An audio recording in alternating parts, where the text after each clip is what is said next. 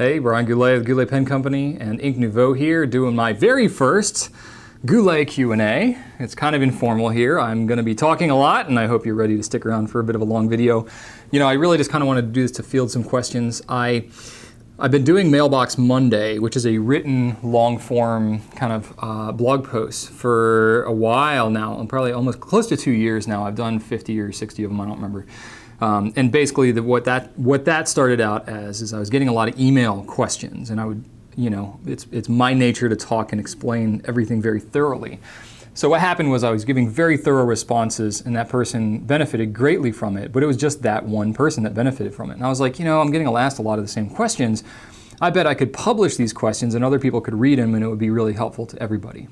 So kind of going along the lines of that thinking, I thought, you know, there's probably questions that people could ask and I could answer it in video form even faster, be a little more entertaining, get some more of my personality across. And, you know, this kind of also makes up for Write Time, which is a live broadcast that Rachel and I used to do. It was a little more informal, and we've since stopped doing that. So I thought I can kind of take Mailbox Monday and Write Time together, kind of just meld the two and birth this new video format called Goulet Q&A. So basically that's what I'm doing here. So I'm taking your questions in, I'm gonna answer them. I got a lot to get through. I didn't really take many questions out. I want to try to answer as many as I can, so I'm going to blow through them pretty quickly, and hopefully this format kind of works out okay. This is all a big experiment at this point, and so you'll just have to bear with me. If you don't like something about it, just tell me. Maybe I'll tweak it, maybe I won't. I don't know, we'll see.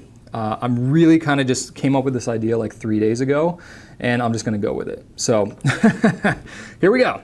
All right, first question I've got is from John. I got this in an email form, and he says, "Hello, as a student, I really enjoyed your recent video on suggested fountain pens for students. I was wondering if you would consider doing a video on suggested fountain pen inks for students, with the criteria being that the ink behaves well on cheaper paper, is not too expensive, and is at least somewhat conservative in color. Wouldn't want to be handing in Apache Sunset to a professor." Why not? So far, the only ink I've found that fits these criteria is Noodler's Black, but I would like to find others. Your videos are very educational and I enjoy watching them. Thank you.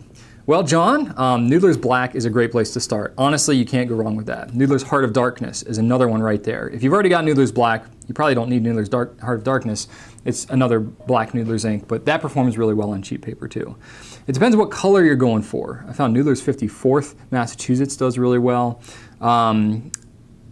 You know, if you're talking about conservative in color, blues, blacks, blue blacks, and blacks are pretty much the way to go. And, you know, a lot of the Noodlers ones, the permanent inks, will do pretty well. I would stay away from the Warden series inks.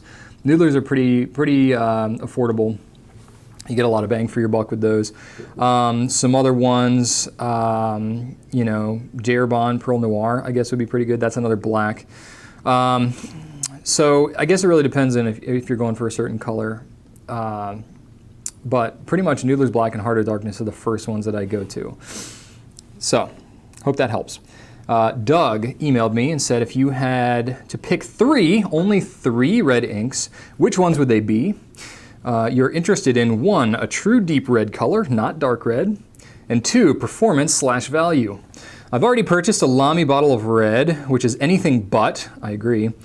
I will be using this ink to mark up papers, editing, etc., and I would like it to say, "Read me, pay attention to this." He capitalized that, that's why I read it so dramatically. Okay, so keeping those criterion in mind, I would say my favorite is pretty much Noodler's Red Dragon. It pops, but it's kind of dark. I really like that ink. Diamine Matador is another one. That one's a little darker, but again, kind of pops just like Red Dragon. And then the other one would be Schaefer Red. Schaefer Red's a little brighter, but that is, you know, kind of regarded as one of the truest bright red inks out there that you can get. Yeah, I agree. Lamy Red, Platinum Red, some other ones like that, they're really like a pink. Not a fan of those ones. Charles emailed and said, I have a pen that is only eyedropper-fill. It wasn't expensive, but it is ebonite and I think it's attractive and it writes nicely too. However, it burps every time I use it without warning and I don't want blobs when I'm writing, so it's in the case. I wonder whether eyedropper-fill pens in general are like that or just this one. Well, a lot of that's going to depend on the feed and the way it's designed. If it's going to be a cheaper pen, like one from, you know, some off-brand or something, and it's made to be eyedropper-fill only, the likelihood of it burping is probably a little bit greater. Usually pens that are cartridge converter that you convert to eyedropper will fare a little bit better if they're kind of meant to be that way. I'm thinking about like Edison pens and stuff like that. They'll usually not have as much problem with burping as some of the cheaper pens. But that said, burping is kind of a universal potential problem for eyedropper pens. Not just eyedroppers, but really the physics behind it is whenever you have a large ink reservoir and you have no insulation, meaning there's not any barrier between the pen and your hand, then what's going to happen is your hand, the heat from your hand is going to heat up the pen. And if you have a lot of air in the ink reservoir, then the air inside the pen is going to heat up. And it's going to increase the pressure inside the pen and cause ink to be forced out of the nib. That's why that's happening. It's a lot less likely to happen with a pen like a cartridge converter, because you think about the cartridge converter is the ink reservoir, which sits inside the pen body. So when your hand is holding a pen like that, it's heating up the pen, but not heating up the ink reservoir itself. It's kind of insulated. That's why you don't have as many problems with those types of pens. But it's going to vary pen to pen, but in general, eyedropper pens are more prone to burping. So one way that you can combat that is either write with shorter sessions or keep the pen fuller. The lower the ink level in the pen, the more air there is, the more likely it is to burp. Okay? Stephen on Facebook wrote, okay, from this moment forward, you can only use one pen for the rest of your life. What pen do you choose in the following price ranges? Some of these questions are pretty specific, you see. $50 or less, $125 or less, $250 or less, and finally, the sky is the limit, price is not an option. Be thankful I'm not asking you to choose only one ink, although I have a feeling it would be some shade of blue. Darn right it would be. Okay, following price range is $50 or less. You know, honestly, I'm big fans of the Pilot Metropolitan and the Lamy All-Star and Safari, but I like the All-Star a little better. I would probably say, you know, I really like the Metropolitan, but I'd probably have to go with the Lamy because you get the different nib options. So probably my Ocean Blue Lamy All-Star would be my sub $50. $125 or less. I would say probably my Monteverde Nighthawk, just because that pen personally, I designed it. I worked hand in hand with coming up with that pen. I think it's super cool and stealthy. That would be my choice there. $250 or less, that would undoubtedly have to be Edison Nouveau Premier. Again, that pen has a lot of sentimental value to me. It was the first pen that we collaborated with Brian Gray of Edison Pens, and it's got a lot of meaning. It definitely helped design that pen, and so it just means a lot to me there. And then finally, the sky's the limit. Gosh, I'll be honest with you, I don't have a lot of super expensive pens. You know, I have some, like I have a Pelikan M800 that's really nice. It's not my absolute favorite pen, but that one, if I had to choose one over 250, that's one of the few that I have that really is over a 250 pen. But you know, that one is pretty good. M800, yeah, I guess I would go with that. I'll be honest with you though, once I get pens over 250, I don't really write with them very often because they're just too expensive. So I'm more of a utilitarian, hands-on kind of guy. So that's just kind of my opinion. Okay, Irving Poe on YouTube. Will you consider having a selection of dip pens in the near future? You know, I've looked into dip pens. I've tried them out. I've gotten some, you know, Browse nibs and stuff about 2 years ago. We got the whole like Browse nib selection and got into like calligraphy inks and stuff like that, and they didn't really sell that well. And I'll be honest, it's kind of a different way. It's like a different rabbit hole to fall down than fountain pens. Even though it seems really similar, it's actually quite different.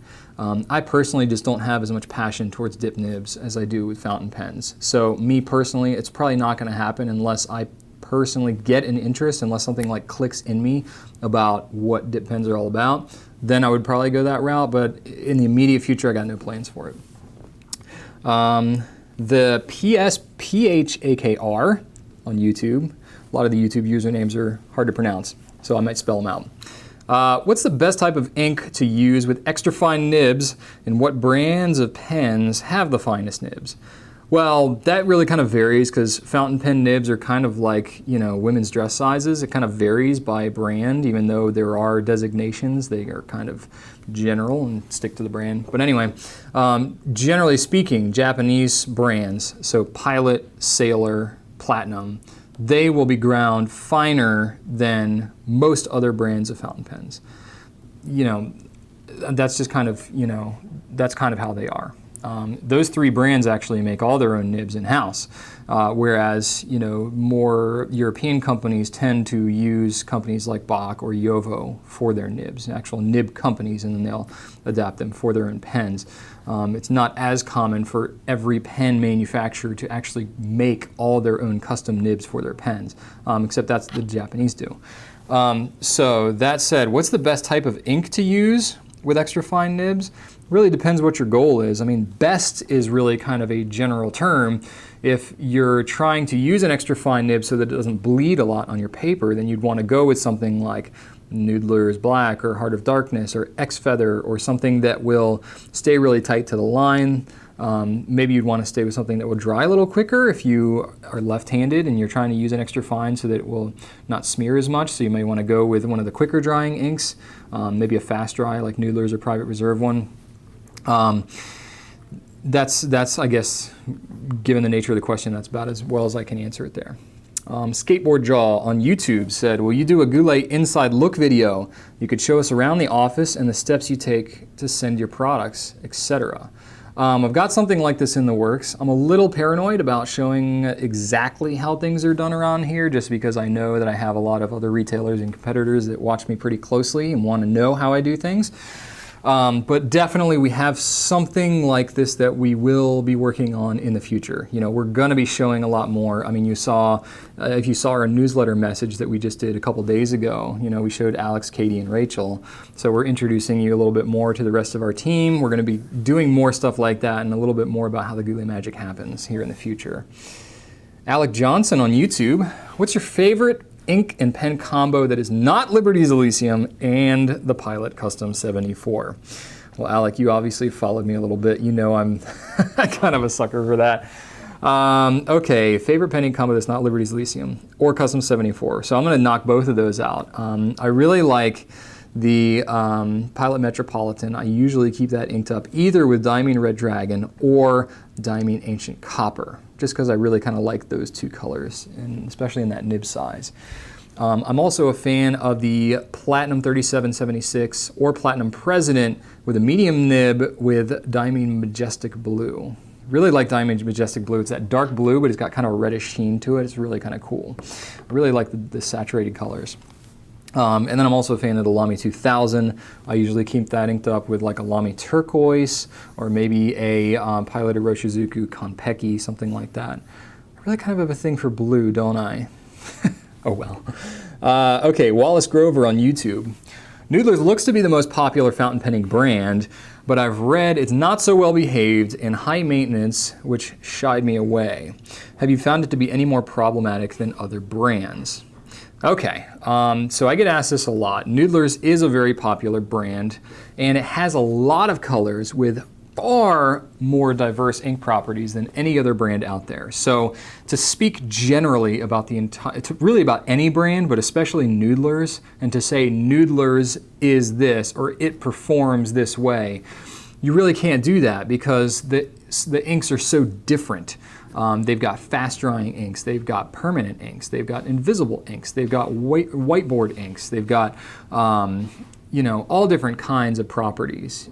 So you really can't generalize it. But I will say that probably Noodlers gets a bad rap sometimes because people that are not knowledgeable about some of the inks that require a little more care will use them thinking they're like conventional inks and then experience some sort of challenge or difficulty with them and then just write them off as Noodlers is bad. You know, it's really not that way. So I will say that some of the inks are higher maintenance. Like the Bay State inks, they are higher maintenance. They do clean up with bleach, which I would use with a diluted solution of like maybe 10% bleach into water. Those ones are higher maintenance. Kung De Chang Wellman Sepia, these inks are higher maintenance. And you know, so you got to be a little careful when you deal with some of the more extreme inks, but the regular line of Noodlers inks are great. The bulletproof inks, most of them are not too much of a problem. They may perform a little differently, like the Warden series may feather a little bit more on some papers and stuff like that. So you got to kind of learn and be aware of it. We've got a spreadsheet on gouletpens.com that shows you all the properties of the Noodlers inks, and you'll find that with inks that kind of correlate with similar properties, you may experience, you know, certain ones. So certain common traits, I guess you could say. So it helps to be knowledgeable of it, but in general, that's why Noodlers tends to get so much flack, is because people overgeneralize it and aren't familiar with how the inks should be used, and then they just blast the whole brand and it scares everybody away. But there is a reason why they're the most popular. Christopher Halsey on YouTube said, is there a way to stop nib creep other than changing pens or inks? I seem to have it happen with the Noodlers inks I try. Are there any permanent black inks that are less prone to it? Okay, so generally speaking, I'm no scientist or anything, so I will speak to you with my practical knowledge and what little research I've done about what's actually happening. But nib creep, if you're not familiar with it, is essentially when you have your fountain pen and the nib is coming up out of the slit of the nib and getting onto the nib just on its own. I believe that the reason that that happens is because when you have highly saturated inks, there's a lot of dye in the inks. Dye is drier than water, and so it does not flow as easily through the pen if there's a lot of dye. So ink makers will compensate for the drier dye by adding lubricant to it to make it flow smoother. It's the lubricant that's added that causes the ink to creep out of the nib. I believe that's what it is. Now, I'm no scientist, so if I'm wrong on that, please leave a comment and let me know. But I believe that's what's going on. Of course, you don't really know what's going on in the inks because they're all proprietary formulas, and you may or may not have any idea what the ink actually has in it. So without having practical experience or watching somebody else that's used it or reading a review or something, you may not even know what you're dealing with. So generally speaking, there's not a whole lot you can do. You can water down the ink, so you can dilute it, you know, adding 10% distilled water to an ink will probably help with that a little bit. Any more than 10%, depending on the ink, you may start to notice a little bit of color change. It'll lighten up a bit. You can go maybe up to 25% on some of the more diluted ones. I've heard of people doing like Noodler's Black, diluting it like 50% even. Not only does that make the ink go further, but it should help with that nib creep. That's about the only thing I know to do to actually change the ink itself, other than changing the pen, changing the ink. It's not just a characteristic of the ink, it can also be the pen, so the same ink could be creeping in one pen and not in the other. But anyway, that's what I know. You asked if there's any permanent blacks that are less prone to it than Noodlers, which they have like 10 blacks, so that's an assumptive statement to say that all Noodlers will creep, because that's not necessarily true. Other permanent blacks, there really aren't a lot of other permanent blacks. Platinum and Sailor both have pigmented black inks. They probably won't creep as much, but there's other maintenance issues that you deal with when you're talking about pigment inks versus dye. Really nothing else comes to mind. I'd have to, you might have to experiment a little bit on some of the other Noodlers ones. Okay, Brandon Chrysostomo on YouTube said, what's the most well-behaved blue ink besides Florida Blue? He's talking about Waterman, which is now Serenity Blue, not Florida Blue. Preferably something more vibrant. And what paper would you recommend to buy in bulk for fountain pen use, since I'm heading off to college in a short time? Okay, so most well-behaved. Gosh, that's so general. I don't know whether you're talking about nib creep. I don't know whether you're talking about feathering or bleed through or flow or anything like that. I like Noodler's Blue. I think that's very well behaved. The Waterman inks are very well behaved. J.R. Bond's blue inks are generally pretty good. Eclat de Saphir is a very popular blue ink. Pilot Iroshizuku Konpeki, that's one of my favorites. That is, to me, a more appealing blue. It doesn't have as much purple in it as Florida Blue, but if you like that old Florida Blue look, you could go with like Ajisai or Azagao, maybe, some of the other Iroshizuku colors. Of course, if you're a student, those inks might be a little more expensive for you. Pelikan Edelstein Sapphire, maybe. And what paper would you recommend to buy in bulk for fountain pen use? I mean, I'm a big fan of Rhodium and Clairefontaine. They're a little expensive if you're a student, but you can get the wire-bound versions. Those are a lot cheaper because the binding is not as expensive. So going with like a Clairefontaine wire-bound, my favorite one is the 3-hole punch Clairefontaine wire-bound, which I actually don't have for like an extended period right now because there's a manufacturing defect with a whole batch of them. It's kind of a mess, but anyway, the thinner ones, you know, they're kind of like a thin subject notebook type. Those would be my recommendations. Okay, Ken Quenzer on YouTube. I would like to know more about cleaning pens. I'm never sure how clean the water needs to be before I stop flushing the pen, and then how long it needs to sit and dry before I can reload it with ink. What are your thoughts? Okay, so a couple different things there. How clean it needs to be. Basically, if you still have color coming out of the pen, then you don't have all the ink out of there. You know, you basically want to keep on flushing it until it's clear, assuming you're going to be changing colors. Now, if you're putting the same ink back in it, like say you're using, you know, whatever ink, that, you know, Waterman black, okay? So say you're using that and you flush it out just to kind of clean it out, and you know you're gonna be putting that ink right back in it. You don't have to clean it all the way. But if you're gonna be changing colors, especially changing brands, it's a good idea to get as much out of there as possible. So really just keep on flushing it. Now, if you're using like a cup of water and you're flushing the inky water back into the same container and you keep flushing it, well, it's never gonna be perfectly clear because you're putting dirty water back into it. So dump that container out, get clean water, and do that until you see that it's clear. And then what I do is I take a paper towel or napkin or something, and I'll touch it to the nib, and it draws water out of the feed, and if it draws color out, even though the water may look clear, if it's drawing color out, there's still stuff in there. Keep on washing until water coming out of that paper towel is clear. Okay, and then how long does it need to sit and dry before I can reload it with ink? It doesn't need to sit and dry at all.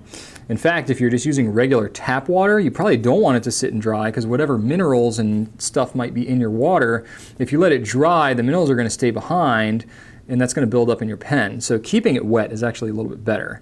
But what I do is I empty out, clean out my pen, and then I take the paper towel and I draw the ink out of the feed, and if I have a cartridge converter or whatever, I'll shake it out to make sure it's as, you know, pretty much dry. If there's a couple little droplets in there, it's not a big deal because ink is mostly made of water anyway. And what tiny little droplets or whatever would be in there is not going to dilute your ink to any degree that you would notice. So that would be my recommendation. Touch it to the paper towel, draw as much water out of it as you can, and then just go ahead and ink it right up after that. Okay, Brett Poole on YouTube.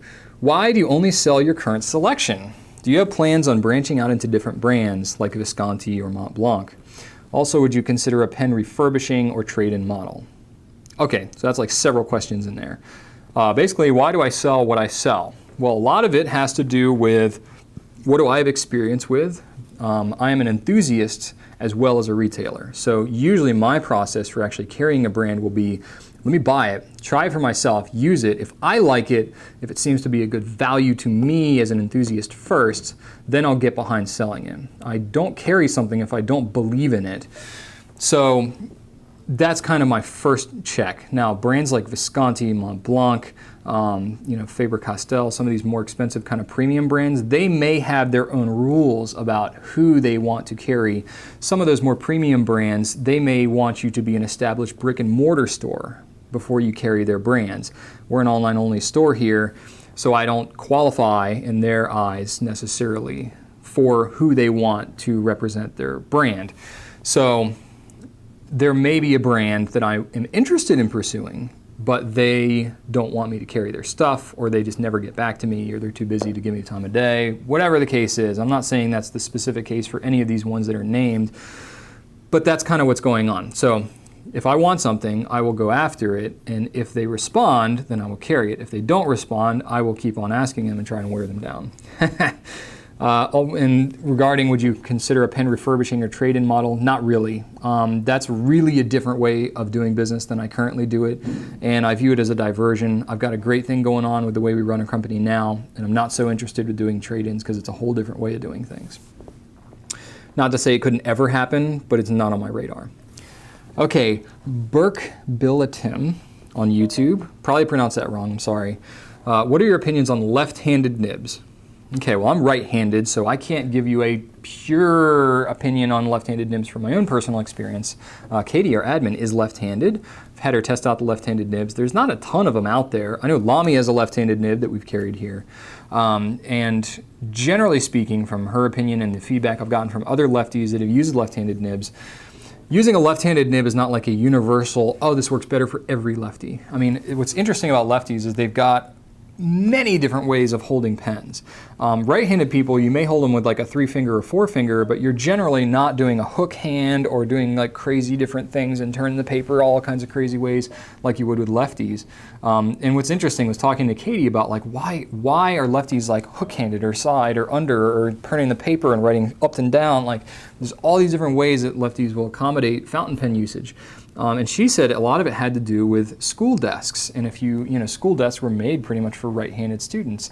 And so a lot of times they had to, you know, kind of change things around to accommodate the desks that weren't made to fit left-handed.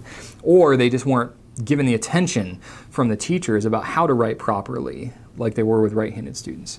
So they kind of just leave it up to their own devices to come up with it. So generally speaking, what I've heard from lefties is that if you're holding your hand in kind of a, if you think about how you're properly supposed to hold it with right-handed at like a 45-degree angle from your writing, with your pen like, you know, not perfectly down or on the side, but, you know, 45-degree angle, then if you kind of have that mirrored approach where your left hand is not dragging right behind your writing but a little bit under it, that's where the left-handed nibs will help the most. Basically kind of in that pushing motion, the left-handed nibs are kind of ground to be a little smoother in a pushing motion.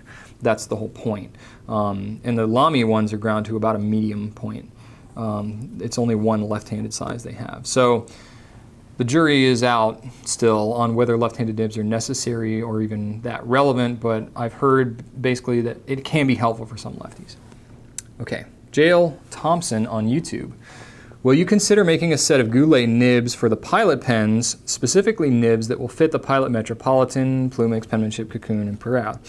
I detest the fact that Pilot does not make their nibs available to buy separately from their pens. Well, first of all, they do make the Vanishing Point nibs separate, so don't blast the brain completely.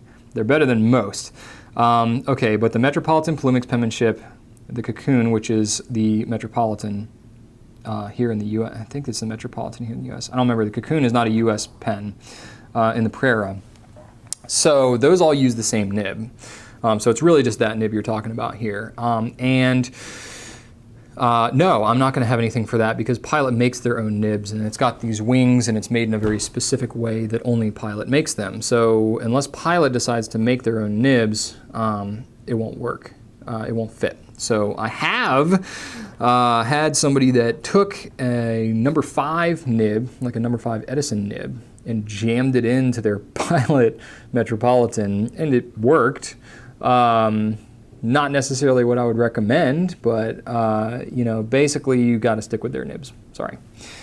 Okay, Gordon Hudson on YouTube. How to fill a converter to maximum while not ending up with an oversaturated feed that drips into the cap. This is only really a problem when I need to refill without writing immediately, but it's still annoying.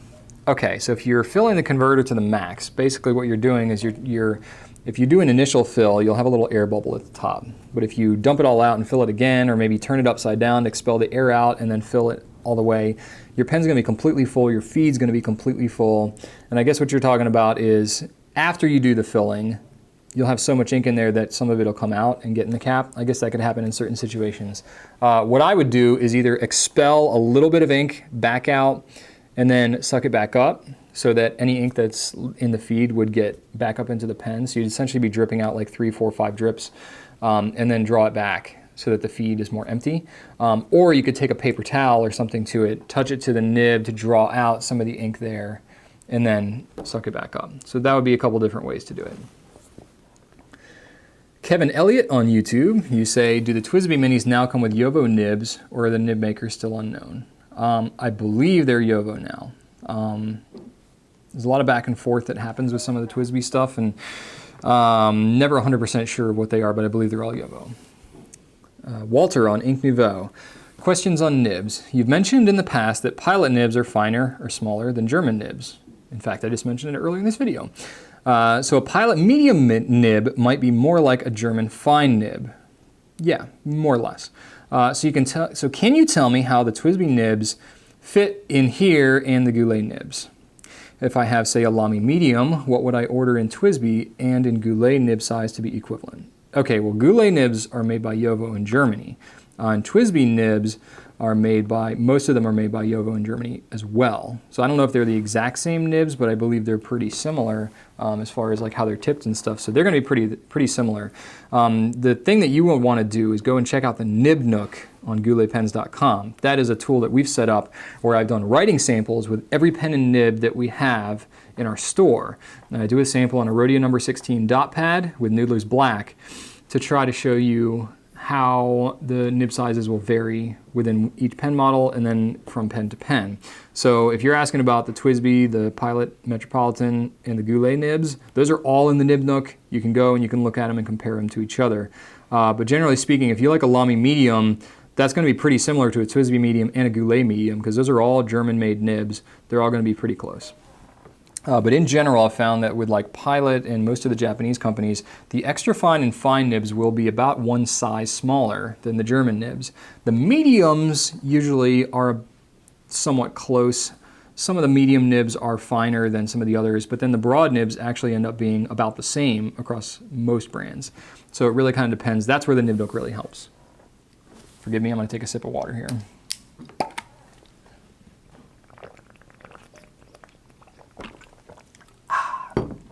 Okay, PJH on Ink Nouveau posted and said, I'd love to turn the Platinum Cool into an eyedropper-fill.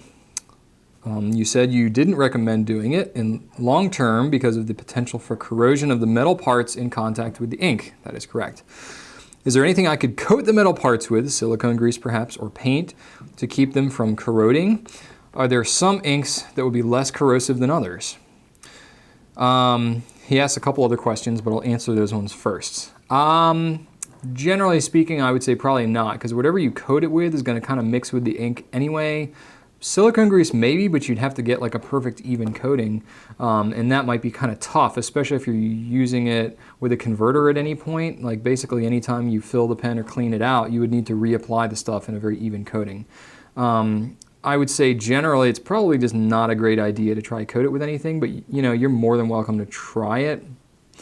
I mean, the Cool is not a cheap pen, but it's not, you know, the most expensive pen either, so you could always try it, and if you notice some corrosion, just stop using it that way. But my official stance is I wouldn't really recommend doing it. Are there some inks that would be less corrosive than others? Probably, but I have no idea which ones, because, I mean, you'd have to look at test out pH levels and you know, you'd have to know the chemistry behind all these different inks, and they just don't publish it, so I just don't have a clue. Also, the nib shield in the Cool ruins the appearance of an otherwise beautiful pen. Have you discovered a way to remove it without damaging the pen? No, I have not. It like snaps in there, and I have not been able to get a good enough grip in there to be able to yank that thing out of there. And then if you did pull it out, the pen wouldn't seat properly because that white part, that insert, is what actually grabs onto the pen to seat the cap. So you really wouldn't want to pull that thing out of there. If you pass these comments along to Platinum, will they take consumer thoughts into consideration for a redesign? I can't make any promises. I don't have like the Platinum president on the phone that I call every week, but you know, it's possible that through my distribution chain I could pass back feedback. But I'll be honest with you, I'm kind of a small fish in a big pond when it comes to that brand. They're a worldwide brand, so not sure I could pull too many strings there, but I've let my thoughts be known through the blog. Okay, Jim on Ink Nouveau. Any info at all on the Pilot Vanishing Point LE for 2013? It's good that you asked that because it's usually around this time of year, maybe even earlier, like July, that they usually come out with their annual Vanishing Point. They're waiting a little bit this year because it's the 50th anniversary of the Pilot Vanishing Point. And they are going to be doing a special pen. I don't know exactly what it's going to look like, but I've heard that it's wood and that it's going to be expensive and not available in great quantity. I don't know how expensive. I would guess probably somewhere in the Vanishing Point Raiden water surface range, you know, $600 to $800 range probably. It's going to be a bit more expensive probably than the normal ones. The normal ones are usually like $250, somewhere around there. It's going to be expensive, but I'm thinking it's going to be cool. Okay, this was an anonymous post on Ink Nouveau. Where did L. Lawrence go? I came to your site to restock it, and it's gone. We had a devil of a time getting UK and Russian inks from Noodlers, mainly because the dyes and components that are used in that are apparently very hard to come by. So we had initially stocked them, and basically supply just kind of ran out for the raw components for these inks. So we were out of stock of them for so long and just getting so many questions about them, we just decided to take them off the site. But however, recently we talked to Nathan Tardif, the guy who makes the inks, and he said that he finally got a supply of these components again, and so he could make us some batches. So we do have L. Lawrence on order. I don't know exactly when they're going to come in. Nathan's a super duper busy guy, but we have some that should be here, I'm going to say in the next few weeks. Don't hold me to that completely, but they're going to come as soon as they come, okay? But it is on the way. All right, getting near the end. Kelly at Ink Nouveau said, you have Goulet nibs and joint venture pens such as the Nighthawk and the Edison Nouveau. Will there be a 100% Goulet pen in the future? And if yes, will you consider adding a flex nib to the family? The flex nib, probably not, because the engineering that goes into flex nibs is probably beyond what I'm able to do anytime soon. I'm not going to say it could never happen, but it's probably not likely. You look at most other pen brands that have been making pens for a long time and they don't have flex nibs, there's kind of a reason for that. And it's not that nobody wants them, it's that they're tough to make. But will there be a 100% Goulet pen in the future? Probably. I don't have anything in the works right now. But it's definitely on my mind. You know, I'm not afraid to come out with Goulet branded stuff, and I love, you know, coming up with stuff, and I have lots of crazy great ideas for things. I'm going to say that it's very possible that there could be a Goulet pen in the future. I wouldn't rule it out, but, you know, don't hold your breath for it at the moment. But if I do come out with one, I would only do it if I could see that it would be a really unique and cool pen of good value that would serve well in the marketplace. It wouldn't just be some pen that looks like every other pen that I would put my name on. So I don't know exactly what that pen would look like. I would have to explore a lot of options before I do that. And then Kelly had an additional question. The 30 mil Diamine inks, is this still on your radar? Kind of. We've gotten kind of a mixed response. We may get into it. If we did, it probably would be on a limited basis. We would start to carry a few colors and then kind of see how they do. We wouldn't just come out with all 100+ colors in the 30 mil range. Because as you can imagine, stocking all the 80 mils and all the 30 mils, the 30 mils would cannibalize a bit of the 80 mil sales, but then it would also be that much harder to stock and pull. And just imagine how many mistakes we could potentially make when we've been selling 80 mil bottles for 3 years. All of a sudden we start carrying 30 mils, and now it's possible to make mistakes when pulling our orders and shipping the wrong size bottle of ink. That would be really tough. So unless there's overwhelming demand, we're probably not going to move on it too soon. Bob on Ink Nouveau. What do you think is the dollar threshold where a fountain pen's writing performance does not get any better if you spend more money? For example, does a $100 pen write as good as you're likely to get regardless of what you spend? That's a good question. And that's a question that really comes down to personal preference. Some people will gawk at a $20 pen saying, how could you possibly pay that much for one pen? I can buy a pack of 20 ballpoint pens for $2.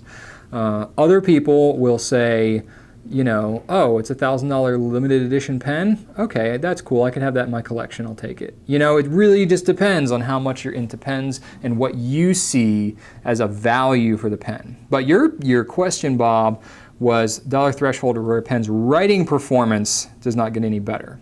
So there's fewer factors. You don't get into the artistry, design, filling mechanisms, blah, blah, blah.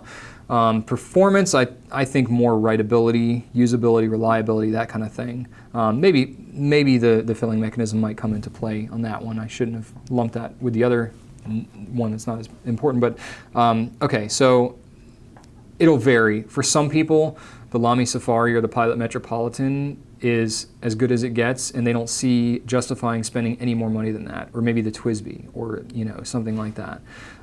They don't justify anything higher than that. For me, I think pens You know, when you get into gold nibs, when you're talking about pen prices, generally speaking, when you get over $100, a pen's got to be kind of special to still have a steel nib. You know, you start to get into pens that have more design, have some cooler features to it. When you get around $140, that's when pens start to come with gold nibs. And gold nibs are not inherently better than steel nibs necessarily. They're different. They're a little softer. They're, you know, they're not necessarily smoother because if you're talking about the tipping is a separate metal anyway than steel or gold. But it can feel a little smoother because of the springiness of the gold nib. But anyway, so you may get into, being in the higher price, you may have a greater likelihood of having a higher quality control within a company because they're more expensive pens. They may spend more time tuning the nib and stuff like that. So there's other factors like that. I would say probably if you're talking about pure utility, if you get over $200, that's when the writing performance probably doesn't vary quite as much. You're getting into other factors like design, you know, meaningful relevance and stuff behind why the pen was created, the history, the collaboration, artistry, that kind of stuff, packaging. You know, I think about pens like the Pilot Custom 74, the Lamy 2000. Those are like $150, $160 pens that write pretty darn good. And I've used, you know, $800 Pelicans that I don't really feel write much better than, you know, $150 Lamy or Pilot. So it'll all come down to personal preference. Pens are a very personal thing. But for me, that's kind of, I guess, where my threshold is in terms of pure writing performance. Of course, it varies by brand too. So huge, huge disclaimer on that statement that it's very, very general. Joshua Sasmore on Ink Nouveau says, is there any easy way to disassemble the Lamy Vista cap? I somehow got ink between the silver inner cap liner and the clear plastic of the cap itself. I know a new cap is only $20, but still. Well, unfortunately, there's not an easy way to do it. You can do it if you're kind of handy and you don't mind potentially ruining your pen. But it can be done. I've seen a couple threads on Fountain Pen Network where people have done it. I haven't personally tried to disassemble my Lamy caps. I know it's possible, but I personally don't want to do it. I don't know what to tell you. Basically, you've got ink in there, and you might be able to dry it out or soak it and you know, go that route, but maybe somebody else will have some insight here. I don't personally know the answer to that question. Okay, Jerry on Ink Nouveau, you've got several questions for me. Here are a few things that I wouldn't mind you covering in Q&A. Number one, how do you lubricate the piston on a piston fill pen? Okay, so one way to do that is to actually disassemble the pen if it's able to be done easily. You know, pens like the TWISBI Mini or the 580, those are pretty easy to disassemble. So are some of the Pelican pens, like the Pelican M800. I actually can use the TWISBI wrench to take that pen apart. Those are pretty easy to take apart, and then you can just lubricate the piston seal. The Noodlers pens are very easy. The Ahab and Conrad are super easy to take apart. Just throw a little silicone grease on the seal, put it back in, you're good to go. If you can't pull the piston mechanism out easily, but you are able to remove the nib or maybe the front section of the pen, then you can take a Q-tip and get a little bit of silicone grease on the end, or maybe an ink syringe and get suck up a little silicone grease in there. And then if you can kind of rub the silicone grease along the walls of the pen and then work that piston, that will also grease up your seal. That's a neat little trick. Works well in the Lamy 2000 because the Lamy 2000 does not easily disassemble. It's easy to ruin that whole piston mechanism if you try and pull it out. But you can unscrew the grip of that pen, get a little Q-tip, silicone grease, line the walls of it, grease it up, and you're good to go. How do you remove the nib or feed on a Platinum 3776? If you're talking about the older 3776, it doesn't come out without a special tool. The 3776 Centuries, so the Bourgogne, the Chartres Bleu, the Century Black, some of the limited editions like the Shoji or the Sai, those just pulls right out of there. It's friction fit. If you've seen any of my videos using like the Monteverde or Edison nibs, you can pull them right out of there. The, you know, Ahab and Conrad, same kind of thing. It just pulls right out of there. So that's pretty straightforward. Does a standard international converter come apart like a Platinum 3776 cartridge converter? If so, can you show how to take one apart? I have a video on that, actually, so you may want to check that out. But yeah, it basically is super easy. All you got to do is just take the metal part, the metal shroud, and just unscrew it. And it just pulls right out, and you can pull all the guts out. Super easy. Stephanie Owen Tillotson on Ink Nouveau said, Goulet Q&A is an awesome idea. Thanks. I'm thinking about getting into wax seals, and I noticed you seem to carry J. Bond's letters, but not their symbols. FYI, I was looking for their Star of David. My wife and I are hyphenated our last names, so one letter wouldn't really work for both of us. Is there a reason you only carry the letters? I've been carrying J. Bond wax seals for 3.5 years almost, almost since the beginning of Goulet Pens. And really it's just because I've never really had anybody ask me about the letter seals. There's a lot of them, a lot of the symbols and stuff like that, and I just haven't had much interest in them. I've usually just done special orders and stuff like that. So if you're interested in that, you can always ask us about special order, but I just haven't had that many people ask about the symbols. Sam on Ink Nouveau, what's your favorite ink and why? Any color that you consider yours. There's 2 inks that I would consider mine, and those would be ones that I have helped design. One of them is Noodler's Purple Heart, which you see this drawing right here done by artist said Nocon. That's done in Purple Heart, and that was done as an inspiration from George Washington and the Badge of Military Merit, now known as the Purple Heart. And I really wanted to create kind of a Virginia history George Washington ink. I'm a big fan of George Washington and what he's done. And so I developed that ink with Nathan Tardif of Noodlers, and there's a lot of meaning behind that. But probably even more so than that one is Liberty's Elysium, because it's a blue ink, and I just am a sucker for blue. But that's a similar kind of vein of creating a Virginia history ink around Patrick Henry. It's also got Nathan Hale in there, and so Nathan kind of helped me with that one, and so those 2 inks are of particular significance to me.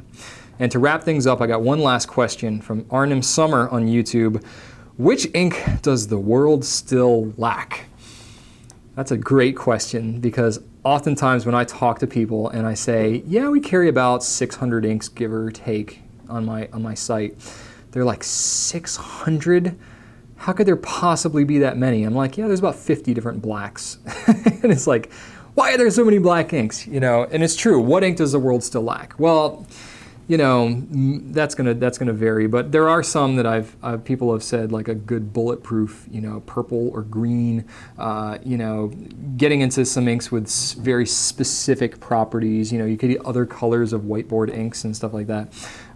So if there is an ink that still lacks, you know, maybe I'll work with Nathan and we'll try and develop it, but I don't have anything specific in mind. I think that, you know, a lot of people would like to see like a Parker Penman Sapphire, you know, recreation or something like that. You know, maybe that's lacking, but, you know, in general, I would say I'm pretty happy with the number of inks that are out right now. I'm always eager to see more come out, but there really aren't a lot of holes out there for them. But if there are, maybe I'll help to fill them. So those are all the questions that I had from this week. I know this was kind of long, and I really appreciate you sticking with me to the end of the video. I had a lot of fun doing this. I'm not sure I'll answer quite this many questions in the future, but I figure what the heck, it's the first one. I'll just go ahead and try it and see if it works. So please let me know what you think. If there's anything that I said that was wrong, let me know, because I'm doing this in a single take, and I have a tendency to say the opposite of what I mean sometimes, where it drives my wife crazy. And if that's the case, then let me know in the comments and I can correct myself there. But even still, this is kind of just all stuff off the top of my head. I love doing all this stuff. I love answering your questions. I'm going to continue to do it again. So any questions that you have for next Friday is going to be gotta pull my calendar, August 30th. I'm going to be back doing this again, posting replies to your questions that you're going to give me over this coming week. So if you got any questions, put it on the comments on this video, either on YouTube or on Ink Nouveau on my blog. You can ask it maybe on Twitter. Just give me maybe do a hashtag like GQA or something like that. I don't know, hashtag Q&A. I don't know, whatever it is. Maybe I should actually decide that. Hashtag Goulet QA. How about that? So do hashtag QA if you have a specific question for the Goulet Q&A, or you can post on Facebook, send us an email, basically whatever format you want.